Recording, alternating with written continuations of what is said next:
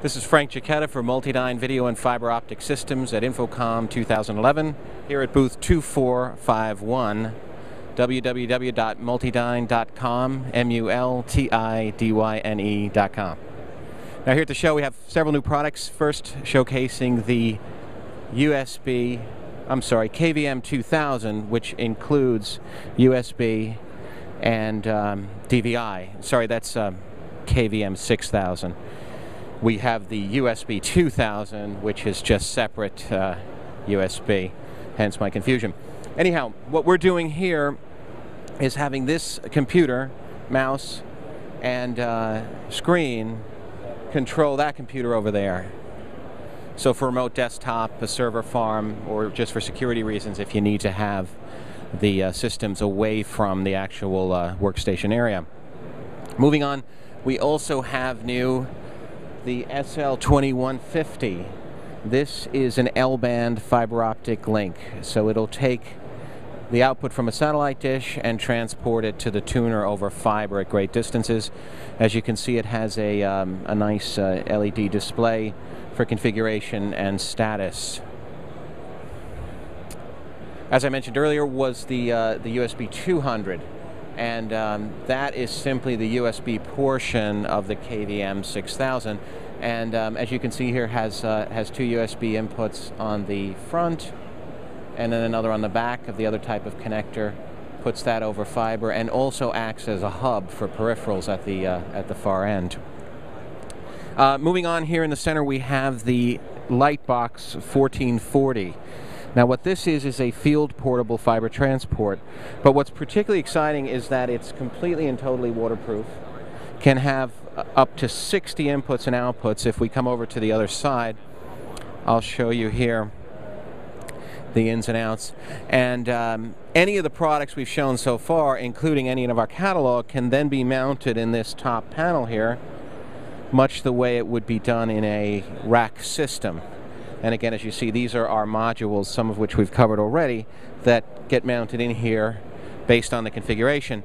This here is a standard one where we have intercom, audio transport, video, 2 channels, and then the power management system.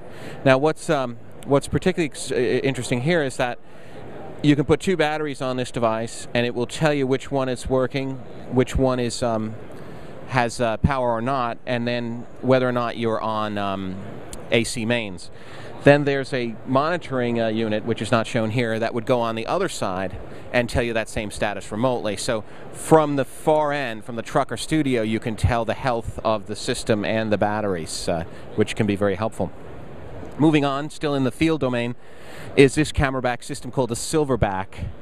And what this is it takes the signals from this camera, the HD video, audio, data for control, and intercom, puts it over this one cable and could go miles away to a truck or a studio, and over here is our receiver. This can be rack mounted as well, or just as you see there, as a standalone. While we're here, I'll show you, this is the other side of the KVM.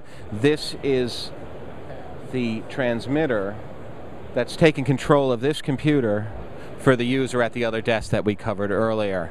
So that gives you the full circle of the KVM-6000. Again, with USB support and audio for speakers, keyboard of course, and then any USB peripheral would work through there as well. Last but not least, we're showcasing the new EOS 5000. Now, the original EOS 4000 is our optical router, and as you see here, our optical ports.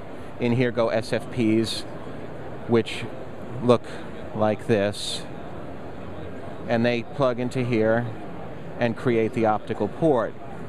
Now, where this departs from the old system is we also have a blade here for copper inputs. And where that becomes powerful is that if you have a camera locally, or a VTR source, or a monitor destination, you don't need to optically convert for the short distance. So you could come in and out in the copper domain locally, in and out in the optical domain for a long distance. And then the router itself becomes a converter. So if you came in copper, you could come out in single mode fiber or multi-mode or a different wavelength. and vice versa, in optical and out copper. So in addition to a cross-connect, it becomes a conversion device as well. And that comes in from 32 square to 144 square. And that's what's new here at InfoComm 2011.